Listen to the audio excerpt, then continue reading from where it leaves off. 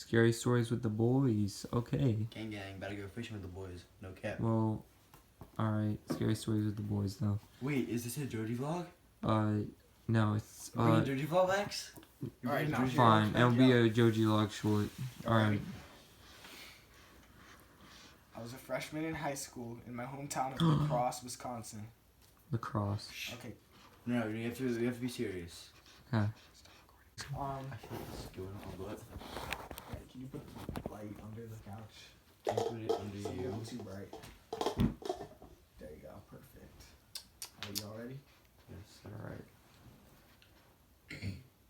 I was a freshman in high school in my hometown of La Crosse, Wisconsin. Lacrosse.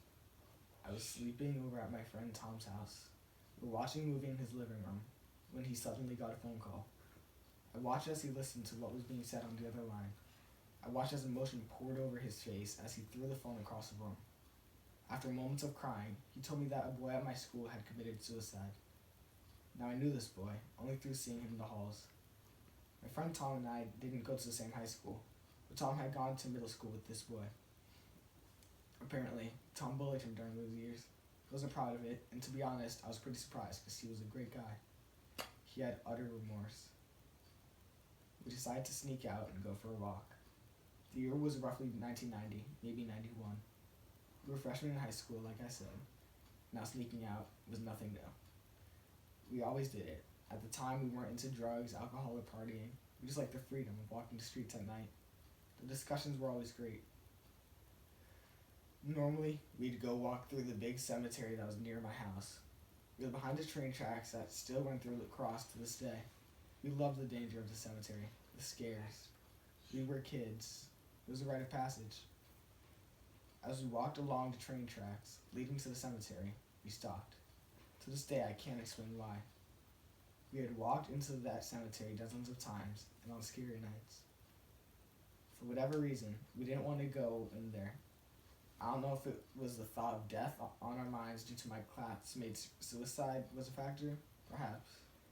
Regardless, without really saying anything to each other, we stopped, turned around, and decided to head down a nearby street. Now, in retrospect, I do have to say that throughout this walk, things just seemed off.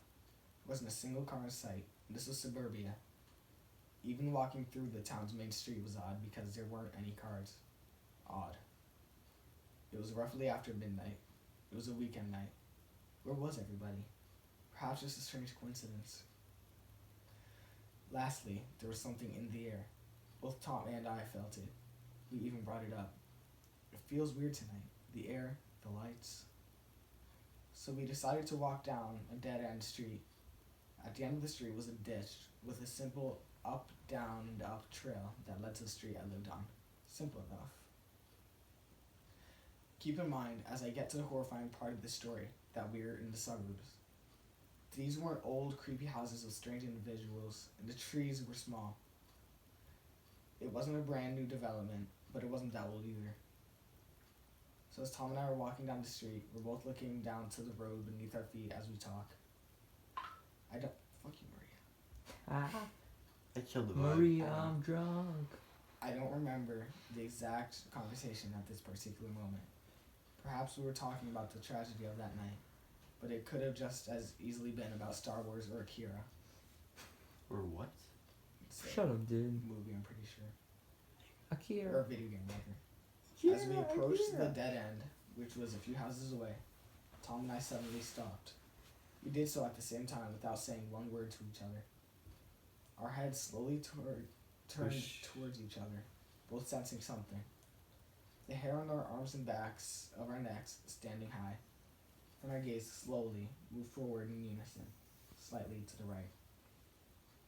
That's when we saw it. About 2 houses away, in a virtually barren front yard of a suburban house, beside some bushes, was a dark figure. It was something or someone in dark robes. No face, no features at all, just a robe. Now, this figure didn't acknowledge us, not yet.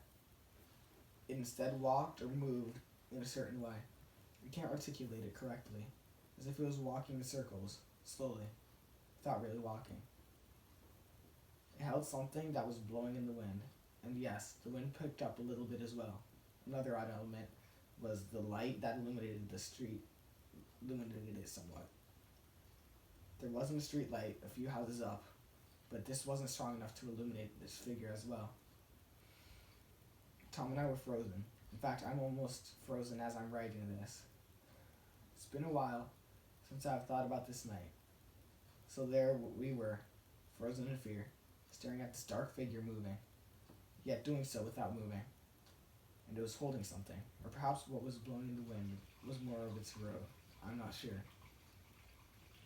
We stared at this thing for I don't know how long, until it stopped and suddenly looked up at us, as if finally alarmed by our presence. That was enough for us. We ran away as fast as we could, cut through a side street that led us to a parallel street towards my neighborhood. This street led to a slight hill. As we rounded the corner and started running up the hill in a panic, we stopped. Because on top of that hill, we saw another dark figure with its arms raised. We turned around and ran away in the direction of Tom's house, which at this distance was at least 5 miles away. We ran.